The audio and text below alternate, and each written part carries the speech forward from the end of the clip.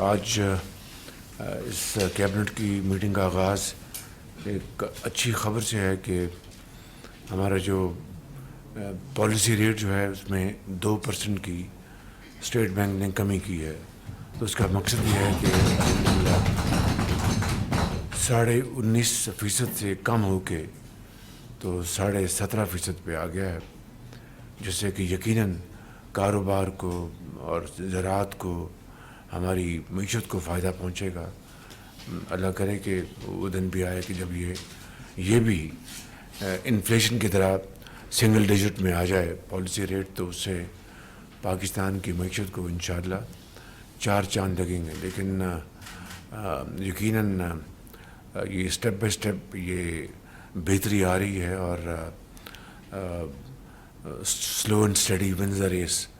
تو میرے خیال میں اسی کے مصداق یہ ریٹ آج جو کم ہوا ہے 2%، ایک اچھی خاصی کمی ہے. تو اس سے اب ہماری سرمایہ کاری، ہماری صنعت، ایکسپورٹس، کامرس، ایگریکلچر، سب کو اس کا بے پناہ انشاءاللہ فائدہ ہوگا.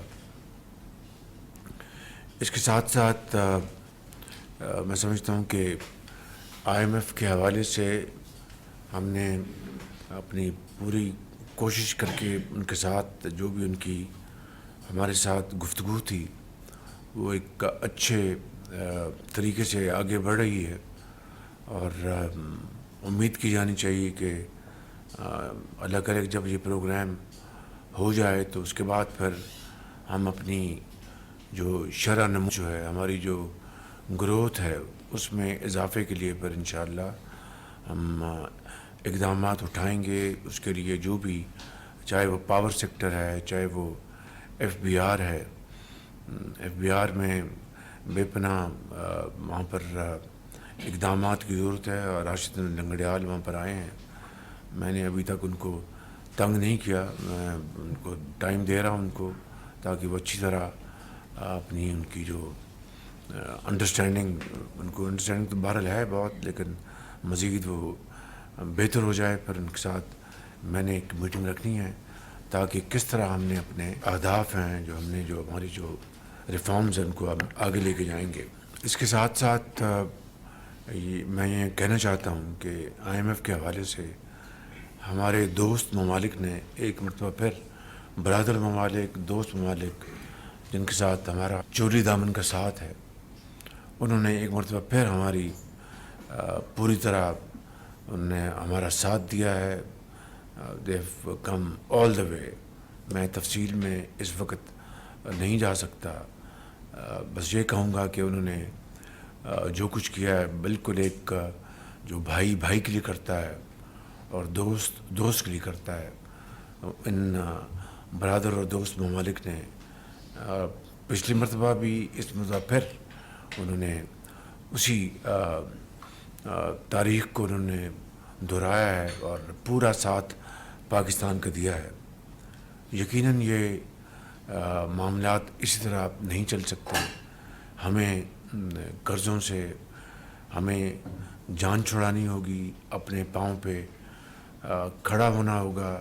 آپ ایک نیوکلیر طاقت ہیں، اور اگر ہم ہر روز قرضوں کے لیے درخواستیں کریں گے تو اس کی جو اہمیت ہے اس میں کمی واقع ہوتی ہے. اس میں یہ کوئی راکٹ سائنس نہیں ہے، بالکل ایک عام سادہ زبان میں سمجھنے والی بات ہے. تو میں سمجھتا ہوں کہ یہ وہ معاملات ہیں جس کے اوپر اس وقت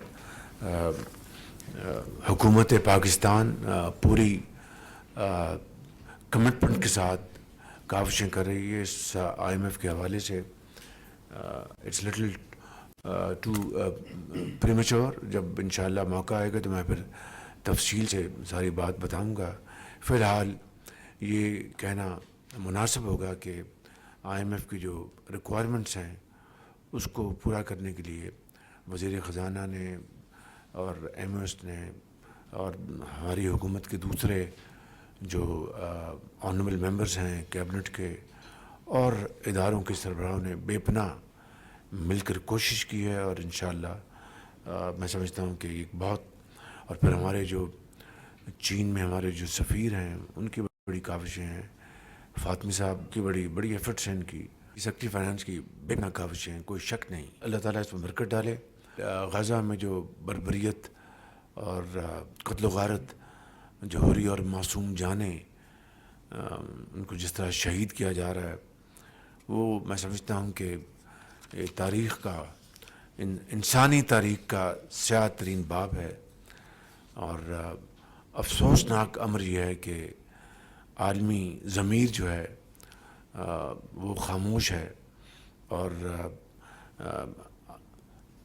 اقوام متحدہ میں، سیکیورٹی کونسل میں، ہیگ میں جتنی بھی قراردادیں پاس ہوئیں، جتنے بھی فیصلے آئے، اس کی اسرائیل نے قطعاً کوئی پرواہ نہیں کی اور ردی کی ٹوکری میں ڈال دی، اور عالمی جو طاقتیں ہیں وہ خاموش ہیں۔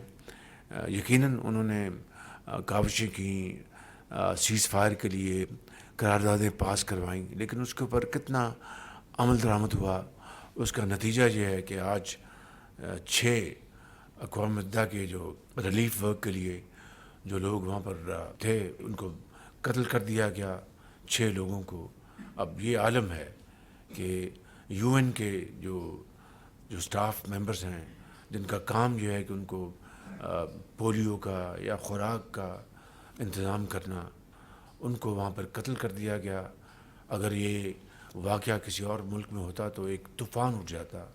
باہر کے میں سمجھتا ہوں کہ ہمیں، اور پھر 17 ہر روز وہاں پر نہتے مسلمان شہید ہو رہے ہیں، 17 مسلمان غزہ میں آج پھر شہید ہوئے۔ تو میں سمجھتا ہوں کہ آج جس طرح ماضی میں ہم اسرائیل کی اس جارحیت، اس بربریت کی پوری شد و مت سے اس کی مذمت کرتے آئے ہیں، آج پھر ہم اس کی بھرپور مذمت کرتے ہیں، لیکن معاملہ مذمت سے بہت آگے نکل چکا ہے۔ آج عالمی ضمیر کو جاگنا چاہیے اور اپنا فرض ادا کرنا چاہیے۔ بہت شکریہ۔